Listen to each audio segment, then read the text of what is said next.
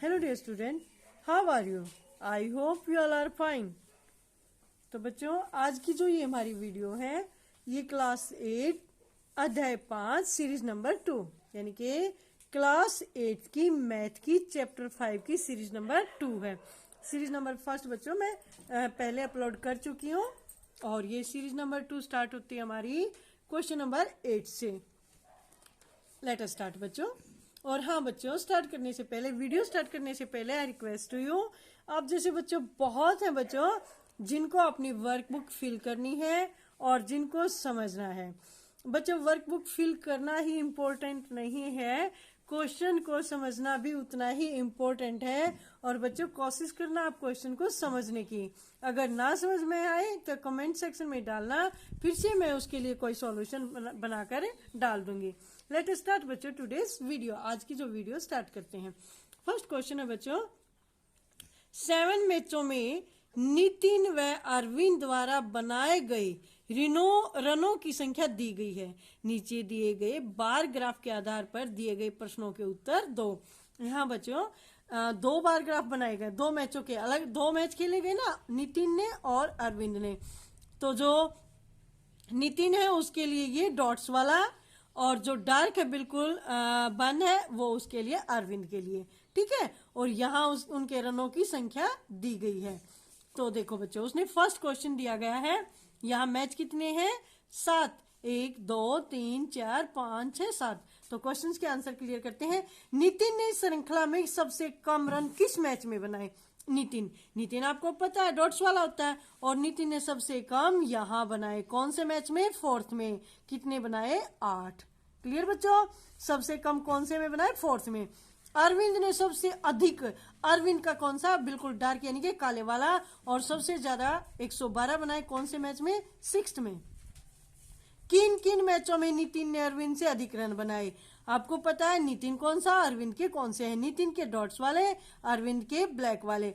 अब अरविंद, नितिन ने अरविंद से अधिक, नितिन ने देखो एक तो बच्चों सेकंड में बनाए, नितिन के हैं 53, अरविंद के 48, तो सेकंड में ज्यादा बनाए। और अगला है थर्ड में नितिन ने 94 और अरविंद ने 10, तो इसका मतलब इसमें थर्ड में ज्यादा हुए। और अब है फिफ्थ में भी बच्चों नितिन के 40 हैं और अरविंद के 5 हैं। सेवंथ में भी जो नितिन है उसके 108 है और अरविंद के 33। क्लियर बच्चों ये क्वेश्चन? Next question start. हाँ तो बच्चों 9th क्वेश्चन हमारा, एक सप्ताह में किसी दुकानदार द्वारा बेचे गए खिलौनों की संख्या नीचे दी गई है। एक दुकानदार है बच्चों, वो अपने खिलौने बेच रहा है और पूरे सप्ताह में जो 7 दिन होते हैं वो सोमवार को 15 बेचता है, मंगलवार को 5, बुधवार को 10, बृहस्पतिवार को 25, शुक्रवार को 15, शनिवार को 10 और रविवार को 35 खिलौने बेचता है।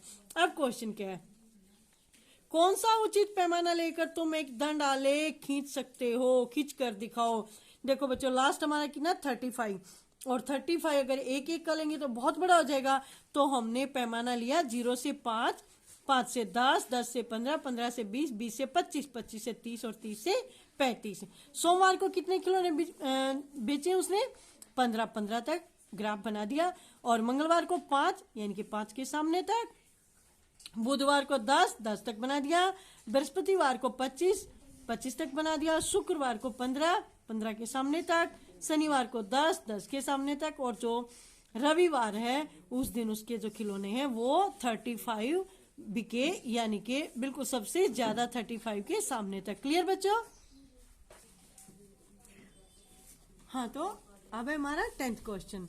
10th में है, रोजी की खिलौनों की दुकान है, 20 दिन बेचे गए खिलौने की संख्या यह है। बच्चों रोजी ने 20 दिन तक अपने जितने खिलौने डेली उसके बिके उसने वो एक पेज पर लिख दिए।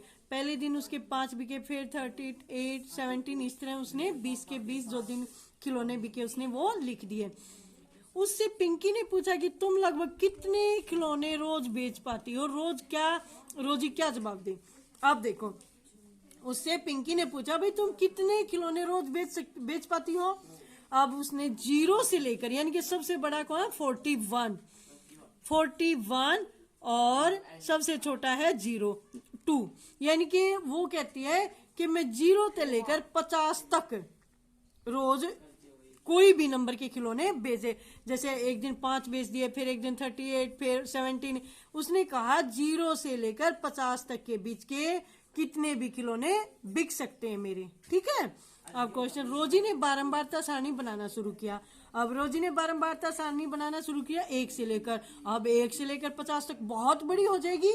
अब ये कह रही है पिंकी, अरे ये तो बहुत लंबी सारणी बनेगी क्योंकि खिलौनों की संख्या 41 है। तो जो खिलौनों की संख्या वो 41 तक है, तो लंबी सारणी बन जाएगी। तभी पिंकी ने बताया तुम ऐसा करो, 10-10 के समूह बना लो। 10-10 के समूह बना लो तो आसानी से पता लगा सकती हो। तुम्हारे खिलौनों की संख्या 2 से 41 के बीच की है, तो 10-10 के समूह हम 50 तक बनाएंगे। तुम चाहो तो 5-5 के समूह भी बना सकती हो। लेकिन 30 कौन से वर्ग अंतराल में लिखूं? क्योंकि यह तो 2 वर्ग अंतराल में आ रहा है।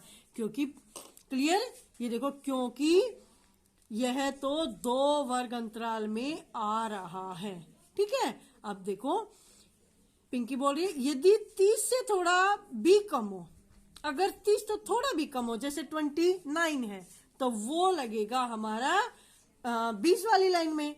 यदि 30 से थोड़ा भी कम हो तो 20 और 30 वाली लाइन में आ जाएगा, और 30 से थोड़ा भी ऊपर होते हुए 30 से 40 वाली लाइन में चला जाएगा।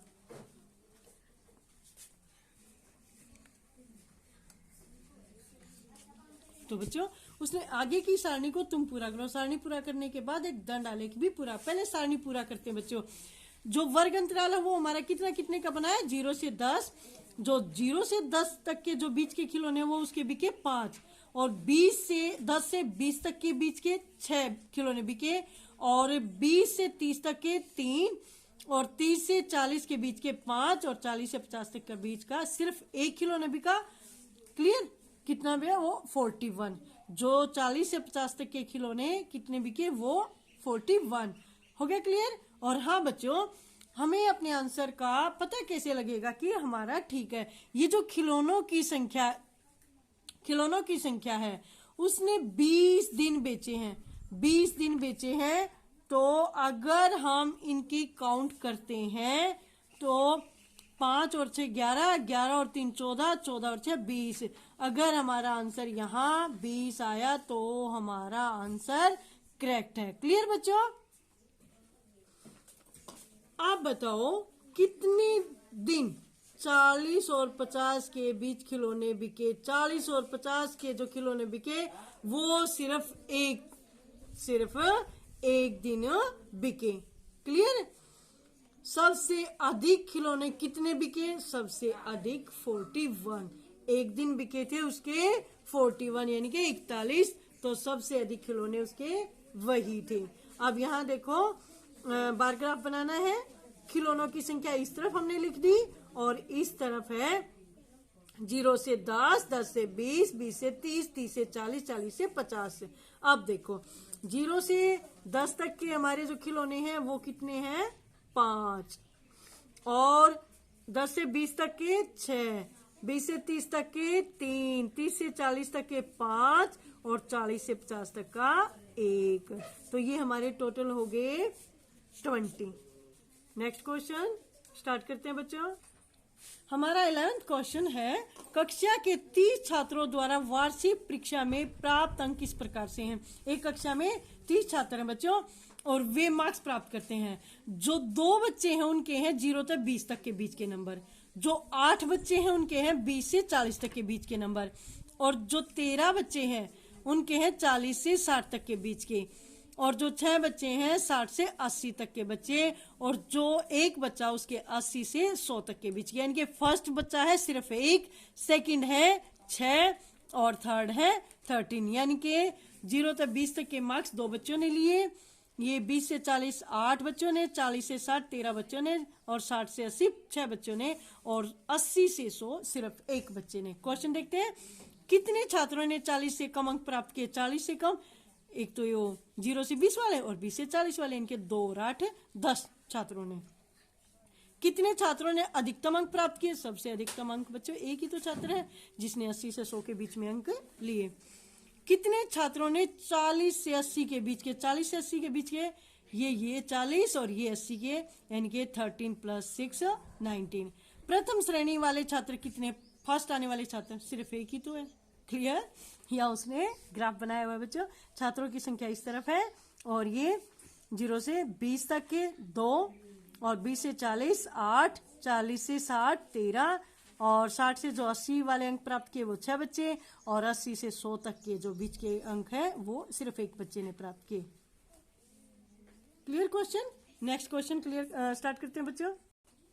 यहाँ क्वेश्चन स्टार्ट कर रहे हैं बच्चों 12th। निम्नलिखित बारंबारता सारणी, बारंबारता सारणी को बच्चे बोलते हैं फ्रीक्वेंसी टेबल में दिए गए प्रश्नों के उत्तर दो और आयत चित्र भी बनाओ। आयत चित्र बार ग्राफ मीन्स प्राप्त अंक, जो 0 से 20 तक के अंक बच्चों 15 बच्चों ने प्राप्त किए, और 20 से 40 तक के 13 बच्चों ने, 40 से 60 तक के 20 बच्चों ने, 60 से 80 तक के 10 बच्चों ने, और 80 से 100 तक के बच्चे 18 बच्चों ने। क्वेश्चन है हमारा वर्ग अंतराल, क्लास इंटरवल। वर्ग अंतराल बच्चों इसको बोलते हैं, ये होता है वर्ग अंतराल, यानी कि 0 से 20 तक फर्स्ट वर्ग अंतराल, 20 से 40 सेकेंड, और 40 से 60 तीसरा, 60 से 80 चौथा, और 80 से 100 पांचवा वर्ग अंतराल। वर्ग अंतराल का आकार क्या है? वर्ग अंतराल का आकार 0 से 20 तक, यानी कि 20 का डिफरेंस है, 0 से 20 है सब में जो डिस्टेंस है। वर्ग अंतराल क्या हुआ? 0 से 20। चौथे वर्ग अंतराल की निचली सीमा, चौथा हमारा वर्ग अंतराल ये है, तो निचली सीमा क्या है? 60। निचली सीमा चौथे वर्ग अंतराल की कौन सी हमारी? 60। पहले वर्ग अंतराल की ऊपरी सीमा, पहले वर्ग अंतराल की ऊपरी सीमा बच्चों 20। किस वर्ग अंतराल की बारंबारता न्यूनतम है? सबसे कम ये है 60 से 80 वाले, इनके यहाँ सिर्फ 10 बच्चे आए हैं। अधिकतम बारंबारता वाला वर्ग अंतराल कौन सा है? सबसे ज्यादा 40 से 60। द्वितीय श्रेणी वाले कितने छात्र हैं? इनके सेकंड आने वाले, फर्स्ट आने वाले बच्चों 18 हैं और सेकंड आने वाले 10 छात्र हैं। क्लियर?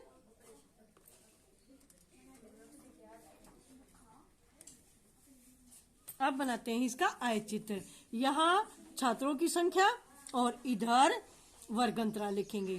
तो यहाँ क्लियर क्या है बच्चों? जो वर्ग अंतराल लिया 0 5, 5 से 10, 10 से 15, उसने जो 10 से 15 और 15 से 20, 20 से 25, और इधर वर्ग अंतराल है 0 से 20, 20 से 40, 40 से 60, 60 से 80, 80 से 100। अब देखो जो हमारा फर्स्ट वर्ग अंतराल उसमें 15 बच्चे, 0 से 20 वाले 15 बच्चे 15 तक बढ़ा दिया। फिर सेकंड है 20 से 40 वाला, इसमें 13 बच्चे 13 तक बना दिया, और 40 से 60 वाला 20 बच्चे इनके 20 तक बना दिया, और 60 से 80 10 बच्चे यहाँ 10 तक बना दिया, और 80 से 100 18 बच्चे। यहाँ तक हमारा जो आयत चित्र है ये भी बन गया। अब स्टार्ट करते हैं नेक्स्ट क्वेश्चन। 13th क्वेश्चन है, रीना द्वारा मेले में किए गए खर्च रुपए को पाई चार्ट के रूप में दिखाएगा। पाई चार्ट बच्चों ये होता है गोल गोल सर्कल, सर्कल के अंदर का कई चीजों को दर्शाया जाता है उनके खर्च से, उनके परसेंटेज से, एंगल से। तो यहाँ स्टार्ट क्वेश्चन क्या है? कुल खर्च। कुल खर्च उसने कितने? 1 2 3 4 पार्ट है, 1 2 3 4, यानी कि 30 + 30 + 20 + 10, यानी कि टोटल जो खर्च है उसका 90 है, 90 रुपए है। अच्छा, रीना द्वारा खिलौने पर किया गया खर्च, खिलौने पर 30 रुपए खर्च किए उसने, तो कैसे निकालेंगे? खिलौने पर खर्च 30 रुपए और बटे हमारा जो पूरा है 90, यानी कि 30 बटे 90, 0 से 0 कट गई, 3 एकम 3, 3 तिया 9, यानी कि 1/3। इसी प्रकार उसने खिलौने वाले हिस्से को वर्ग के 1/3 में भाग के हिस्से के रूप में दिखाया। आगे जो ये दिए हुए 30 का हमारा खिलौना वाला हम निकाल चुके हैं। नाश्ता, झूले और खोदिए, इसका हम अगले पेज पर निकाल रहे हैं। अब है नाश्ता। नाश्ता कितना था उसका? 30 रुपए, यानी कि सेम उसी तरह निकालना। 30 बटे मतलब टोटल है 90, 30 बटे 90, 0 थे 0 कट गई, 3 एकम 3, 3 तिया 9, यानी कि 1/3 आ गया। 30 एकम 30, 30 एकम 30, 30 तिया 90, यानी कि 1/3। उसने नाश्ते वाले हिस्से को व्रत के 1/3वें हिस्से के रूप में दिखाया। अगला है झूले में बैठना। झूले में वो 10 रुपए खर्च करके आई, तो क्या करेंगे? 10 बटे 90, 0 से 0 कट गई, 1/9। खोदिए खोए कितने? 20, यानी कि 20 बटे 90, 0 से 0 कट गई, तो हमारा आया 2/9। उसने खोए हुए हिस्से को व्रत के 2/9वें हिस्से के रूप में दिखाया। नेक्स्ट क्वेश्चन बच्चों। 14th क्वेश्चन बच्चों, चीनू को जेब खर्च के लिए महीने के 200 रुपए मिले, जिसे वह निम्न प्रकार से खर्च करता है। सेम उसी तरह बच्चों 50 रुपए उसने किताब पर खर्च किए, 50 रुपए खाने पीने पर, 25 रुपए सिनेमा पर, 75 रुपए गुल्लक में डाल दिए। तुम इसे पाई चार्ट के रूप में दर्शाओ। सबसे ज्यादा जो बड़ा है वो 75 रुपए गुल्लक में डाले। देखो हमें पाई चार्ट एक सर्कल में बनाना। पाई चार्ट होता है बच्चों सर्कल में, जितना जिसने क्या, अब उसने 75 डाले हैं, सबसे बड़ा 75 का हमने सबसे पहले ये बना लिया बड़े वाला पार्ट, ये 75 रुपए गुल्लक में डाले।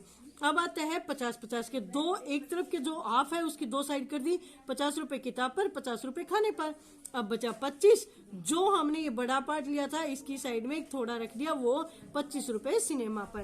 क्लियर बच्चों, ये पाइप चार्ट आप अच्छे से बना लेना। ये 75 रुपए गुल्लक में डाले, 50 रुपए खाने पर, 50 रुपए किताबों पर और 25 रुपए सिनेमा पर। तो बच्चों नेक्स्ट क्वेश्चन है जमालो। अरे नाम सुना होगा आपने बच्चों, हंसते होगे जमालो नाम सुनकर, गांव की महिलाओं का नाम होता है। जमालो अपनी आय को जिन जिन कार्यों में खर्च करती है उसका रिकॉर्ड रखती है, ऐसे नीचे सारणी में दिखा गया। वो जितना मतलब अपने अपने महीने में अपना हिसाब किताब रखती है ना, घर में औरतें वो अपना हिसाब किताब रखती है, वो बता रही है। भोजन पर उसने 30% खर्च किया, किराए पर 25%, मनोरंजन पर 15%, कपड़े पर 10%, किताबों पर 10%, अन्य पर 10%। अब उसने क्या किया, वो सारा खर्चा एक पाई चार्ट में दर्शाया है। उसने इसे पाई चित्र से दिखाना तय किया। एक वर्ग में 360 होते हैं, ये सबको पता है बच्चों। जो एक सर्कल होता है उसके अंदर ये जो सारे जितने भी एंगल होंगे ना, इनका जोड़ 360 होता है, कितने भी हो चाहे, और इसमें और जितने भी ज्यादा, तो सारा का जो सारा जोड़ है वो हमारा 360 आता है। तो क्वेश्चन, इससे आगे का क्वेश्चन नेक्स्ट पेज पर। कपड़ों पर किया गया खर्च कुल खर्च का 10% था, तो कैसे निकाला, 360 गुणा में 10%। तो कैसे किया, 360 गुणा में 10% का बच्चों कैसे करते हैं, 10/100% का बटे में 100 कर देते हैं। 1 0 तो 1 0 कट गया, 1 0 तो 1 0, 36 एकम 36 हो गया हमारा 36। नेक्स्ट है अन्य मुद्दों पर खर्च। इसी प्रकार त्रिज्याखंड का कोण भी बताओ। ये हमारा कोण आया 36 डिग्री। अगला भोजन पर उसने 30% खर्च किया, तो 360 गुणा में 30%, 360 गुणा में 30/100, 1 0 तो 1 0, 1 0 तो 1 0 कट गई, 36 थी 108, यानी कि 108 डिग्री। किराए पर 25%, 360 गुणा में 25%, तो 360 गुणा में 25/100, 1 0, 25 एकम 25, 25 का 100 और 4 से काट दिया, 4 नीम 36, यानी कि 90 डिग्री। किताबों पर 10%, 360 गुणा में 10%, 360 गुणा में 10/100, 1 0 तो 1 0, 1 0 तो 1 0 कट गई, 36 एकम 36, 36 डिग्री का कोण। अन्य पर 10%, सेम वही है, 10% का वही निकलेगा, 360 गुणा में 10/100, 1 0 तो 1 0, 1 0 तो 1 0, यानी कि 36 डिग्री। और हाँ बच्चों, अगर हम इन सब को जोड़ेंगे, जितने हमारे एंगल आए हैं, तो जोड़कर आप देख लेना हमारा जो आंसर है 360 डिग्री आएगा। अगर आया तो हमारा answer is correct. Next question number 16। Neeta के बगीचे में बोई गई सब्जियों का पाई चार्ट सामने दिखा गया है। तो गोभी 20%, गाजर 40%, धनिया 15%, बैंगन 25%। अब निकालते हैं।